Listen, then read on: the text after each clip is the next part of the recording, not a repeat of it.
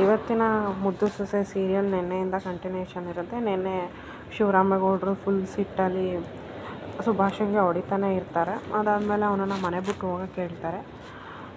ಈಶ್ವರಿ ಇದ್ದೋಳು ನಿಮ್ಮ ದೊಡ್ಡಪ್ಪನ ಕಾಲಿಗೆ ಬಿದ್ದು ಕ್ಷಮೆ ಕೇಳಲ್ಲ ಅಂತ ಹೇಳಿ ದೊಡ್ಡಪ್ಪನ ಕಾಲಿಗೆ ಬಿದ್ದು ಕ್ಷಮೆ ಕೇಳಿದ್ರು. ಅವನು ಒಪ್ಪಲ್ಲ. ಈ ಕಡೆ ಸುಭಾಷನ ಅಪ್ಪ ಅವ್ರ ಅಣ್ಣನ ಕಾಲಿಗೆ ಬಿದ್ದು ಕ್ಷಮೆ ಕೇಳ್ತಾನೆ. ಅಣ್ಣ, ನನ್ನನ್ನು ಕ್ಷಮಿಸ್ಬಿಡು, ನಾನು ನನ್ನ ಮಗುನ ಸರಿಯಾಗಿ ಬೆಳೆಸಿಲ್ಲ ಅಂತ ಹೇಳಿ ಅವ್ರ ಅಣ್ಣನ ಕಾಲಿಗೆ ಬಿದ್ದಾಗ ಶಿವರಾಮೇಗೌಡ ಹೇಳ್ತಾನೆ, ಇದರಲ್ಲಿ ನಿಂದೇನೆಲ್ಲ ತಪ್ಪೈತೆ ಬಿಡು ಅಂತ ಅವನನ್ನು ಸಮಾಧಾನ ಮಾಡಿ ಗೋವಿಂದ ಹೇಳ್ತಾನೆ, ನೀನು ಕ್ಷಮೆ ಕೇಳಬೇಕಾಗಿರೋದು ನಮ್ಮ ಹತ್ರ ಅಲ್ಲ, ನಿನ್ನ ಹೆಂಡತಿ ಹತ್ರ ಅಂತ ಹೇಳ್ಬಿಟ್ಟು ಅವಳ ಹತ್ರ ಕ್ಷಮೆ ಕೇಳಕ್ಕೆ ಕಳಿಸ್ತಾರೆ. ಆಗ ಚಂಪಾ ಅಯ್ಯೋ ಬೇಡ ಅಂತ ಹಿಂದಕ್ಕೆ ನೂಗ್ತಾಳೆ. ಅಲ್ಲಿಂದ ಅವನು ಹೊರಟೋಗ್ತಾರೆ.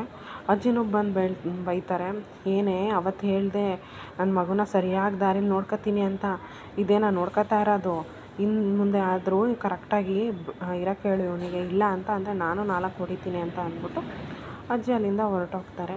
ನೆಕ್ಸ್ಟ್ ಸೀನಲ್ಲಿ ವಿದ್ಯಾ ನಂದಿನಿನ ಬಂದು ಮೀಟ್ ಮಾಡ್ತಾಳೆ. ನಂದಿನಿ ವಿದ್ಯಂಗೆ ತುಂಬ ಥ್ಯಾಂಕ್ಸ್ ಹೇಳ್ತಾಳೆ, ನಿಮ್ಮಿಂದಾಗಿ ನನ್ನ ಜೀವನ ಇವತ್ತು ಕಾಪಾಡ್ತು ಅಂತ ಹೇಳಿದಾಗ ವಿದ್ಯಾ ಹೇಳ್ತಾಳೆ, ಒಂದು ಗಂಡಸಿಗೆ ಮದುವೆ ಆಗಿದೆ ಅಂದಮೇಲೆ ಅವ್ರ ಸಂಸಾರ ಇವತ್ತಲ್ಲ ನಾಳೆ ಸರಿಯಾಗುತ್ತೆ, ನೀವು ಆ ಥರ ಬರಬಾರ್ದು ಇನ್ನೊಂದು ಹೆಣ್ಣು ಅಂತ ಅಂದಾಗ ನಂದಿನಿ ಹೇಳ್ತಾಳೆ, ಅವನು ಆಡಿದ ನಾಟಕಕ್ಕೆ ನಾನು ಮರಳಾಗಿಬಿಟ್ಟಿದ್ದೆ, ಆದರೆ ಇವಾಗ ನನಗೆ ಗೊತ್ತಾಯಿತು ಅವನದು ಬುದ್ಧಿ ಅಂತ ಹೇಳ್ತಾಳೆ.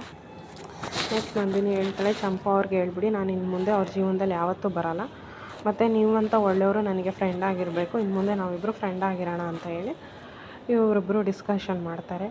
ನೆಕ್ಸ್ಟ್ ಸೀನಲ್ಲಿ ಕ್ವಾಟ್ಲೆ ಮತ್ತು ವೀರಭದ್ರೇಗೌಡರ ಮಾತಾಡ್ತಾ ಇರ್ತಾರೆ. ವೀರಭದ್ರೇಗೌಡ್ರಿಗೆ ಫುಲ್ ಸಿಟ್ಟು ಬಂದಿರುತ್ತೆ, ಹೆಂಗಲ್ಲ ಅವ್ನು ನಮ್ಮ ವಂಶದಾಗ ಹುಟ್ದ, ಅವನ್ನ ಬತಾರ ಸಿಟ್ಟಿಗೆ ಏನು ಮಾಡಬೇಕಂತ ಗೊತ್ತಿರಲಿಲ್ಲ, ಹೆಂಗೋ ಆ ದೇವರು ಕಾಪಾಡ್ದ ಅಂತ ಹೇಳಿದಾಗ ಕ್ವಾಟ್ಲೆ ಹೇಳ್ತಾನೆ, ದೇವ್ರಲ್ಲ ಕಣಪ್ಪ, ನಿಂದು ತಮ್ಮಂದು ಏನೋ ಇದು ನಾವು ಬಹಿರಂಗ ಮಾಡಿದ್ದು ಅತ್ಗಮ್ಮ ಅಂತ ಹೇಳ್ತಾನೆ.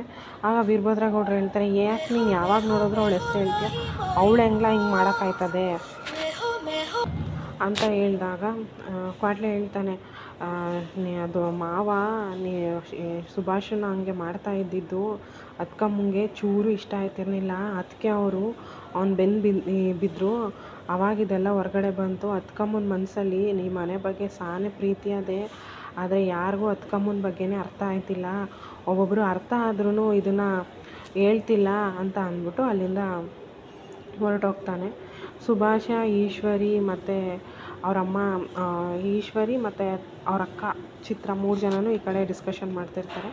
ಈಶ್ವರಿ ಚೆನ್ನಾಗಿ ಬೈತಾ ಇರ್ತಾಳೆ, ಹೆಂಗೆ ನಾನು ನಿನ್ನ ಈ ಮನೆ ರಾಜ ಮಾಡಬೇಕು ಅಂತ ಅಂದ್ಕೊಂಡೆ, ಆದರೆ ನೀನು ನೋಡಿ ಇಂಥ ಮಣ್ತಿನ ಅಂತ ಕೆಲಸ ಮಾಡ್ದಲ್ಲ, ವಿದ್ಯುನ್ ನೀನು ಯಾವ ತಂಟೆಗೆ ಯಾವತ್ತು ಅದೇ ಅವತ್ತೇ ನಿನ್ನ ಟೈಮ್ ಹಾಳಾಯಿತು, ಬತ್ತಾರ ಸಿಟ್ಟಿಗೆ ಹಂಗೆ ನಿನ್ನ ಹೊಡೆದು ಸಾಯಿಸ್ಬಿಡ್ಬೇಕು ಅಂತ ಹೇಳಿದಾಗ ಚಿತ್ರ ಹೇಳ್ತಾಳೆ, ಅತ್ಲಾಗ ಇಬ್ಬರೂ ಹೊಡೆದು ಸಾಯಿಸ್ಬಿಡವ ಇನ್ನೇನಕ್ಕೆ ಅಂತ ಇವರು ಡಿಸ್ಕಷನ್ ಮಾಡ್ತಿರ್ತಾರೆ. ಆಗ ಗೋವಿಂದ ಬಾಗಿಲು ತಟ್ತಾನೆ, ಬಾಗಿಲು ತೆಗಿತಾರೆ. ಗೋವಿಂದ ಬಂದಾಗ ಈಶ್ವರಿ ಹೇಳ್ತಾಳೆ, ಅಲ್ಲ ಭವಾನಿ, ನಿಮ್ಗೆ ಹೇಳಿದಾಗ ನೀವು ನನಗೊಂಚೂರು ಹೇಳಿದರೆ ನಾನು ಹೋಗಿ ಎಲ್ಲ ಸರಿ ಮಾಡ್ತಿದ್ದೆ, ಹಿಂಗೆ ಆಗೋಕ್ಕೆ ಬಿಡ್ತಿರ್ಲಿಲ್ಲ ಅಂತ ಅಂದಾಗ ಗೋವಿಂದ ಏನೋ ನಿನ್ನ ಮಗನ್ನ ಹಾಳು ಮಾಡೋಕ್ಕೆ ನೀನೇ ಕಾರಣ ಅಲ್ವಾ ಅಂತ ಅಂದ್ಬಿಟ್ಟು, ನೀನು ಇನ್ನೊಂದು ಮಾತಾಡಿದ್ರೆ 32 ಹಲ್ಲು ಉದುರಿಸ್ಬಿಡ್ತೀನಿ ಅಂತ ಅಂದ್ಬಿಟ್ಟು ಅಲ್ಲಿಂದ ಹೊರಟೋಗ್ತಾನೆ. ನೆಕ್ಸ್ಟ್ ಸೀನ್ಗೆ ಚಂಪಾ ಬ್ಯಾಗ್ ತಗೊಂಡು ಬರ್ತಾಳೆ ರೂಮ್ಗೆ, ಬಾರವಾ ಬಾ, ನಿನ್ನ ಕಟ್ಕೊಂಡ ಮೇಲಿಂದ ನನ್ನ ಮಗನ ಜೀವನ ಹಾಳಾಗೋಯ್ತು, ರಾಜನಂಗಿದ್ದ ನನ್ನ ಮಗ. ಚಂಪಾ ಮತ್ತು ಸುಭಾಷ ಮನೆ ಬಿಟ್ಟು ಹೋಗಿ ಯಾವುದೋ ಒಂದು ಚಿಕ್ಕ ಮನೆಗೆ ಹೋಗ್ತಾರೆ. ಚಂಪಾ ಹೇಳ್ತಾಳೆ, ನಾನು ನಿಮ್ಮನ್ನ ಮೊದಲು ಸಾನೆ ನಂಬಿದ್ದೆ, ಆ ನಂಬಿಕೆ ಇನ್ನು ನಿನ್ನ ಜೀವನ ಪರ್ಯಂತ ಬರೋಕ್ಕಿಲ್ಲ, ನೀವು ನನ್ನ ಪಿರುತಿ ಮಾಡಿ ತಾನೇ ಮದುವೆ ಆಗಿದ್ದು, ಯಾಕೆ ಹಿಂಗೆ ಮಾಡಿದ್ರಿ ಅಂತ ಬೈದ್ಬಿಟ್ಟು ಅವಳ ಮೊಬೈಲ್ನ ಬ್ಯಾಗ್ ಮೇಲೆ ಇಟ್ಬಿಟ್ಟು ಹೊರಡ್ತಾನೆ. ಆ ಸಮಯದಲ್ಲಿ ಸುಭಾಷ ಅವಳ ಮೊಬೈಲ್ ತಗೊಂಡು ಏನೋ ಪ್ಲ್ಯಾನ್ ಮಾಡೋ ಥರ ತಗೊಳ್ತಾನೆ. ನಾಳಿನ ಎಪಿಸೋಡಲ್ಲಿ ಈಶ್ವರಿ ಮತ್ತು ಚಿತ್ರ ಇಬ್ಬರು ಮಾತಾಡ್ತಾ ಇರ್ತಾರೆ ಇದ್ರ ಬಗ್ಗೆ. ಆಗ ವಿದ್ಯಾ ಬಂದು ಇದೆಲ್ಲ ಆಗೋಕ್ಕೆ ಕಾರಣ ನಾನು ಚಿಕ್ಕತ್ತೆ ಅಂತ ಹೇಳ್ತಾಳೆ. ಅದೇ ಇವತ್ತಿನ ಅಪ್ಡೇಟ್.